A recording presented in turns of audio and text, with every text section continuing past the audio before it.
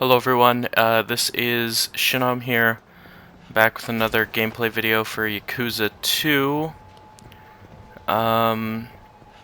Yeah, so the reason that I was doing a lot of videos is because, like, I was genuinely interested in this stuff. I am genuinely interested. I love this game a lot, actually. Like, I could see myself just coming back and playing through sections of the story. Like, this game is good, but for Christmas, I got one of my friends Baldur's Gate 3, and so kind of we've been at the same time playing through that game, and, well, it's a long game, and it takes a lot of time to play. So, essentially what's been happening is I've been playing that game, and I haven't been playing much else. Which is just how it goes, I guess. There's this guy.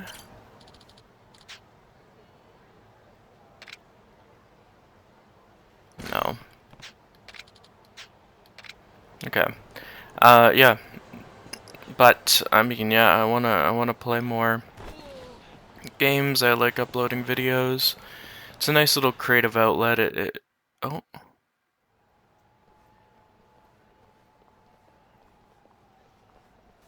Kiryu-san? ちょっと待ってください。桐生さんでしょ。お前は高志。はい。その説はお世話になりました。ちょうど1年前、俺はサイの花屋に Oh. 高志を助けてやった。 Right. Oh. Okay. Yeah. 高志は跡部組の組長の娘京香と真面目に暮らしているはずだった。ねえ、高志、何やってんの？競馬で儲かったからおごってくれるんじゃなかったの？誰だそいつは。京香はどうした？あ、これは頑張って京香を幸せにするんじゃなかったのか。それは結局半端なままか。違うんです、桐生さん。聞いてくださいよ。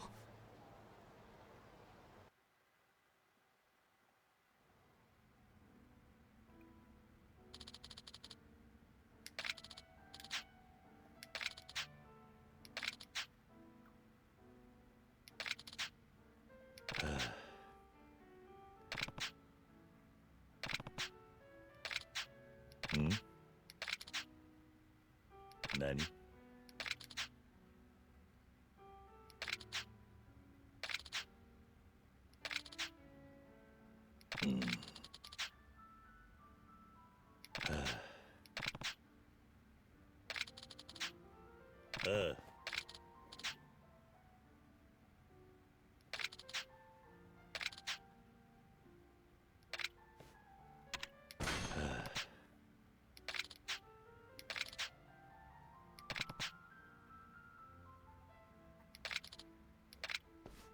？Okay. I mean, I don't really think. I don't know. I don't think he's pathetic. Is this genuinely a story mission? God, and we're in the champion district? Am I low on health or something? Oh yeah, I am pretty low on health. I didn't even know. Significantly? Yeah, why not? Ho ho.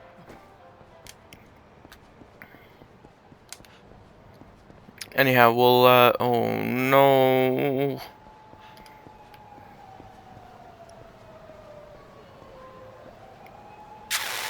Not right now. Is there any restaurants nearby? Oh, Kyushu 1-star. Number 1-star. Wow. I'm going the right way, right? Yeah, okay. Yeah, I'm playing Baldur's Gate 3, and the thing with Baldur's Gate 3, right, is,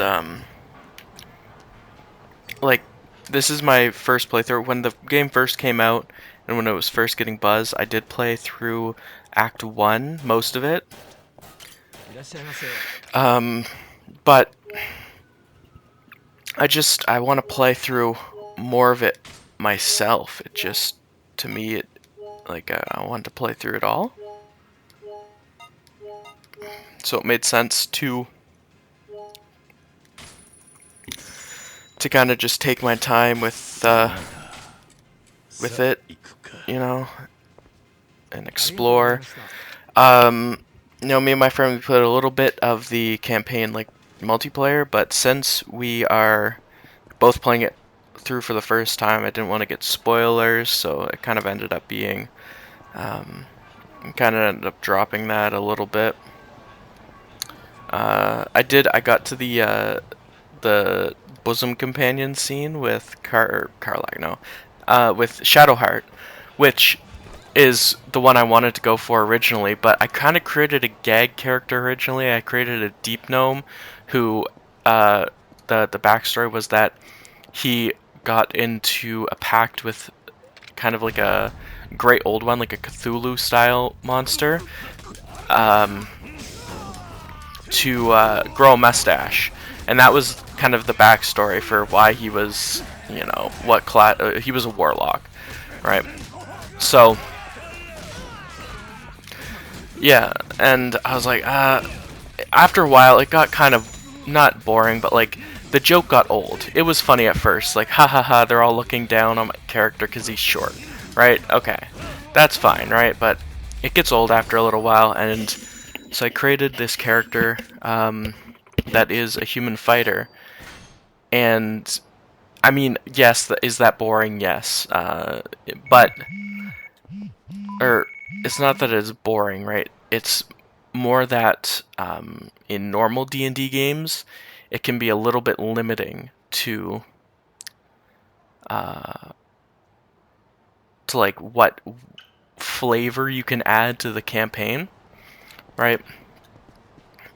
So that I get that, but oh, what? Oh, there. But like, for example, I gave him, well, not an example. This is why I like it, because I gave him the criminal background, and I was, oh, very like, so over the kind of game, I was, oh hey, look, Fujimoto.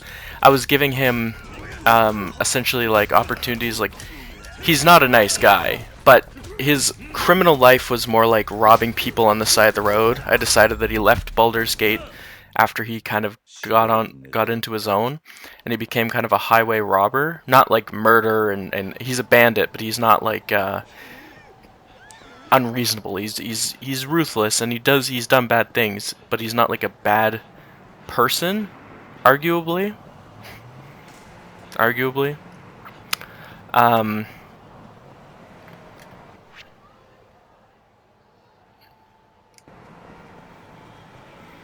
yeah, arguably he's not a bad person. But so over the acts, he's kind of thrust into this position where, like, he doesn't want to hurt innocent people, but the job of being a bandit and robbing people during the, like, robbing people on the road, it's something that can only happen. Okay, it can only happen if you're a bad person. Like, right, he is a bad person because he robbed people. Like, if you rob people on the road of their food, they might starve. So yes, he's a bad person. Did he murder them? Not particularly, no. Like, technically he didn't murder them. But he definitely could have caused harm, bodily harm, that's like death and close enough to it, right? So, like, he's thrust into this this situation where, like, being a criminal and stealing, he's getting enough. Like, he finds out that adventuring is a lot more fun and a lot more rewarding to him than stealing, and so he, cool. So he and he had like a beard, and then in Act 2 I changed it to grow out, and he had scruffy hair because he'd been on the road for a while, and then I changed it so that he looked more kind of handsome and hero-ly, and gave him a nice armor, and I downloaded a mod. I played with a few mods, but nothing to change the game too much. And I downloaded a mod that gave him a new style, a new dye to put his colors, and I made it look like he looks like he has like gold armor, and he's just really hero-like now, and his clean-shaven face. And it's funny because I never really like clean-shaven characters, but because I think that starting someone off lower, and for me personally, when I get a little bit down and in the depressions, in those little phases. Okay, hold on. I'm just gonna talk for a little bit. I'll pause. So, my facial hair, I don't focus on shaving, so it grows out a lot. It doesn't grow out much, but it's longer than it is if I'm mentally stable. Let's just say that. So when I'm writing and making characters, I like to kind of portray that. Like the Walking Dead TV show did that amazingly, in my opinion. Is it just like Rick? You can see his progression from clean shaven to full beard to clean shaven to full beard, but like, and then in season, I think it's 9. I stopped watching after season 8. It got really bad in season 8, but the way they shaved his head and gave him a beard, I kind of you kind of get the best of both worlds, where you see the control with the shaved head and or the buzz cut, and the nice look of a beard. Because I think a beard looks amazing. If there's two things I like, is glasses and beards. At least the look of aesthetically, right? But so this character had a beard, and then he shaved it off, and I downloaded a few hair mods, and I gave him this really nice like short hair do that it just looked just put together enough. And he's still not like the best guy, right? He'll still kill. He has beef with the criminal organization of Baldur's Gate, and he's still like, he'll still kill you. He's still that bandit at heart, but now he just has the facade. He needs to play a part for the people of Baldur's Gate, and kind of for himself, honestly. He needs to play that part in order to maintain a part of himself that he feels he's lost. And I mean, the game doesn't really present you with too many role playing opportunities, kind of like it does. I won't say that it doesn't, but I don't know. I just feel like, okay, well, let's resume. It's no use. Yeah, I just it's just like, it's so fun, but I'm also seeing the flaws, and in my experience, usually that's kind of how my favorite games come to be. Is I can be like, yes, I love it for these reasons, but I love it because I like when something's just unabashedly good. I feel like a song. When you listen to an album and there's like those tracks that are just bangers from listen one. Well, I find that what happens is I play, and then they lose me. And then I go back and re-listen through, and I find my actual favorite songs off the albums. And that's kind of like how games are. Like, I'll play like mediocre games, I'll play really good games, but the ones that stick with me, like ones that games that stick with me. The reason I would say to you that Pokemon Black 2 and White 2 are my favorite Pokemon games is because I was able to rediscover them and, make my own memories and see, oh yeah, it does suffer here from this and that, but I was able to make my own opinion and forge my own path with the game. Same with Disco Elysium, and same with Fallout New Vegas, is like I was able to forge my own path and make memories, and they stuck with me because the memories that don't stick with you are just the ones where you're like enjoying it. And when you play a game and you're like, that was 60 hours long, I don't remember any of it. I felt good, I think I was having fun, but I don't remember anything. And then you play a good, like a mediocre, not a mediocre game, it's a good game, but you're like, I remember the good parts because I remember the bad parts. I remember when I was frustrated. I remember when I was like, why would you design it like this? And that's why I remember the good parts, because those hit just better. Okay. Yeah.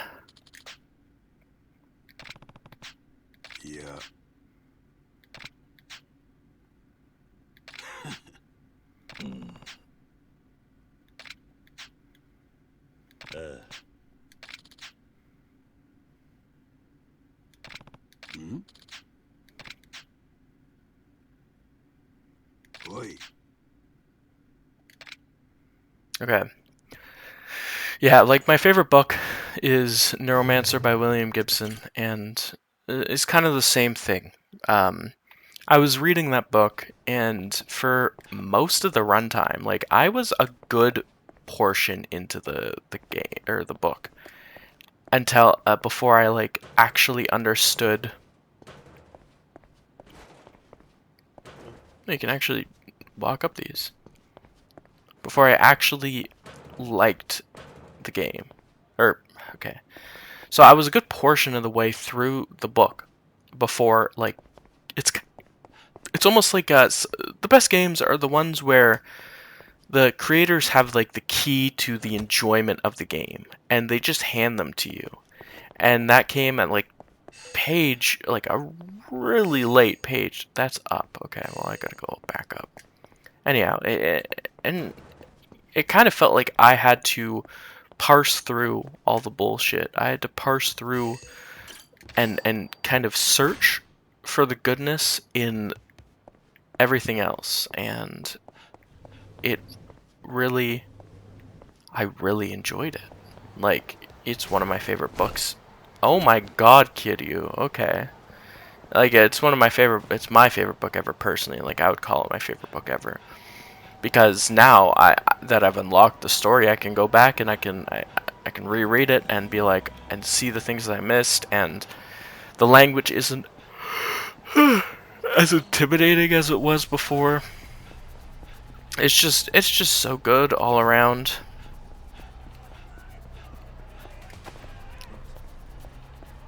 Damn. Oh my god, they're chasing me, bro. Sure, I'll take you guys on. That's fine.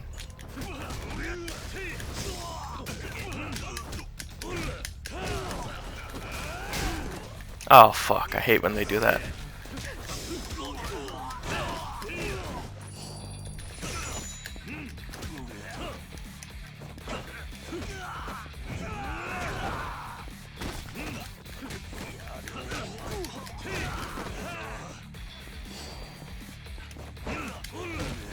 There we go. But yeah, I just like, you know, it's that's why I didn't like the I don't know. It's like I'm enjoying Baldur's Gate, but like the first chapter. Also, one of my biggest complaints is that like the adventure stops at a certain point. That's what I don't like about the game. Is it becomes like, so in the first chapter you're placed in, you have the Grove, the Goblin Camp, you have the Blighted Village, Auntie Ethel. It feels all disparate, right? But and it's very clearly like go side quest, go do other stuff, and then come back. I know. Maybe I'll just pause the game for a little. Oh, the the the touchpad controls the map. That's actually fun, kind of really awesome. Yeah. So you know, and you can go to the Underdark, and you can go to the Creche, and it just feels big and not sprawling, but like it does. It feels big, and there's so many secrets. And on my second playthrough, I really like took my time, and then you go to the second act, and not only do you have to carry that fucking moon lantern everywhere you go in case you run into some deep shadows, like you might as well just have it equipped, right?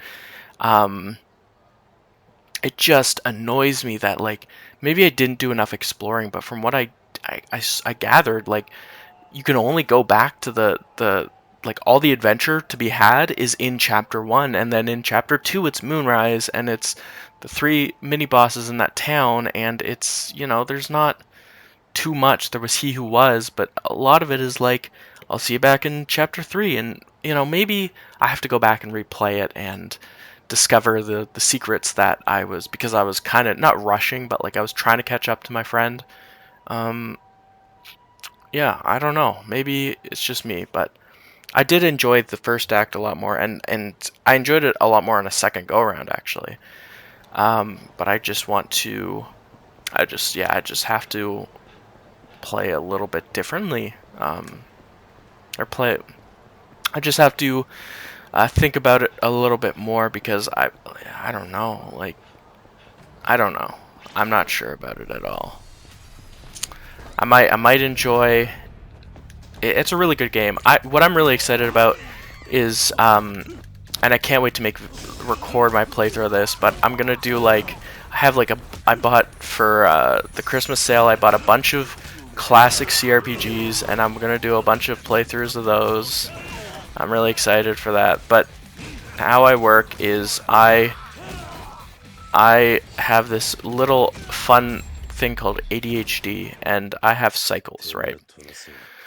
So right now I'm in a gaming cycle where I love gaming pretty great, and it is pretty great. And I love playing games always, but I can actually, no, I guess stomach is the wrong word, but yeah, pretty much I can actually stomach games.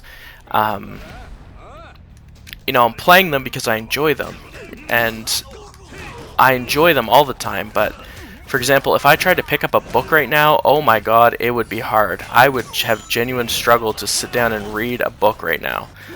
I love books. I love reading. I know I do. I have read a lot of books, more than people who don't like reading or don't even feel strongly about reading.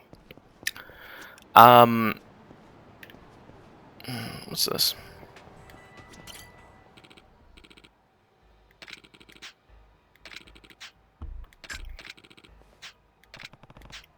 Nani? Oi.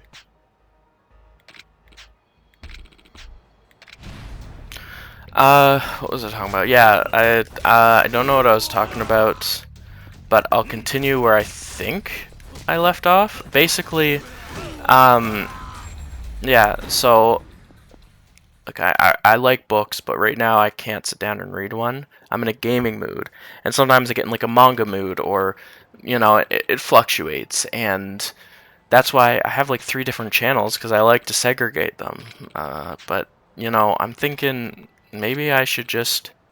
Not even reading this. This is like the sunflower. Yeah.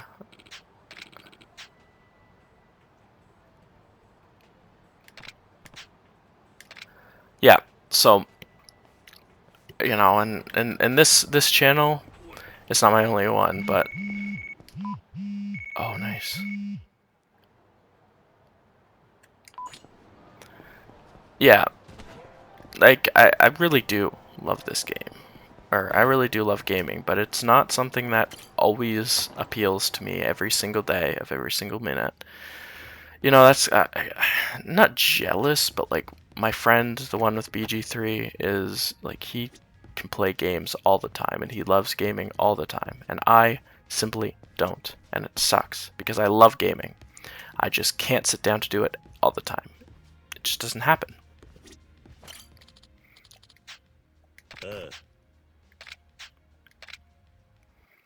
Yeah. That's pretty much it. I guess we'll finish up this kind of florist little side quest, and then I'll end the video.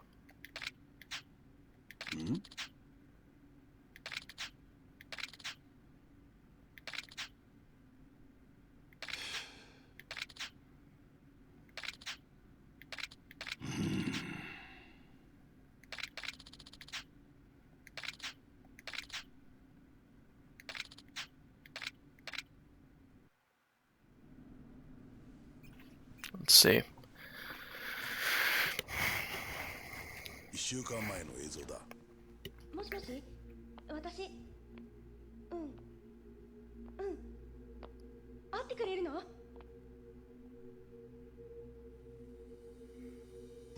わかった。今なら、たかし出かけてるから、大丈夫。じゃあ、いつものところで。くそ。今日か。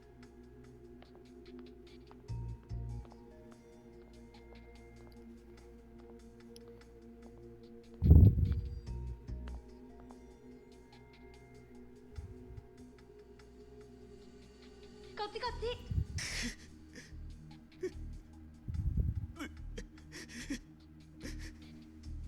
ち。もうやめてくれ。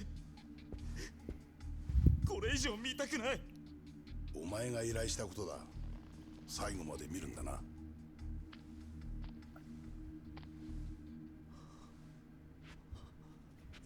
俺は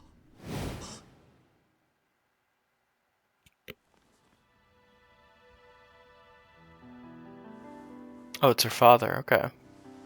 Getting money from her father. お父さん、 Oof. 何度もごめんなさい。あの男また仕事を辞めたそうだな。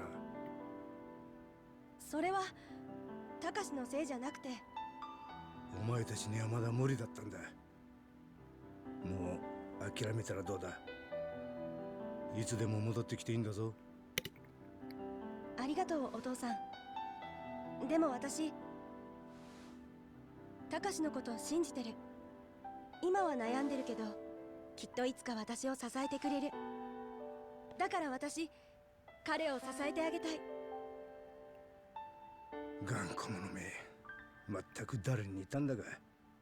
たかしがきちんと就職したら、何年かかっても必ず返します。あの男には期待しとらん。お前が惨めな生活を送るのが耐えられんだけだ。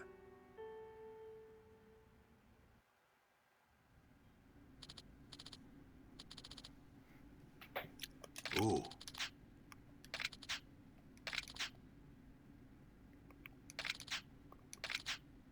ああ。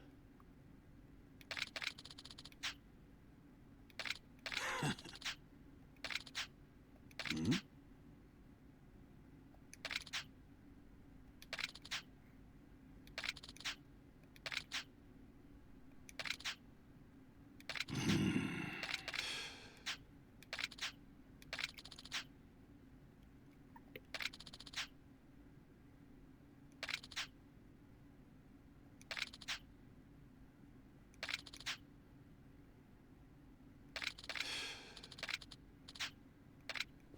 ？Okay, cool. That was a little short, sweet. おい。ん？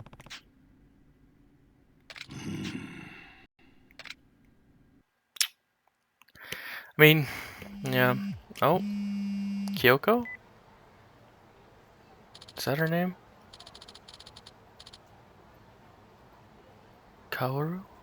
ああ。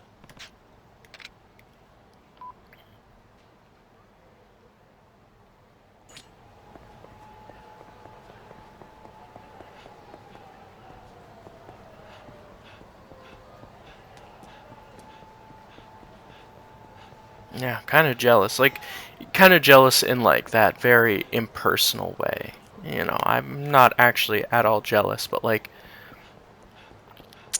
I just, like, sometimes I really wish I could love all of my passions all the time. And not that I have to pick and choose, but, like, I don't choose, you know? Sometimes I just really can't pick up a game, or I can't pick up a book, and forcing myself is, like, it's like that's kind of a bad thing. I guess it's like forcing yourself to do schoolwork early. Like, you know what I mean? Like, I don't know, because personally I hate doing schoolwork anyways, but doing schoolwork, so wait, I can go like this? Oh my gosh, that's so awesome. Yeah, like doing schoolwork at all, I hate, but like doing schoolwork early is like, get off my back, bro. I ain't doing nothing.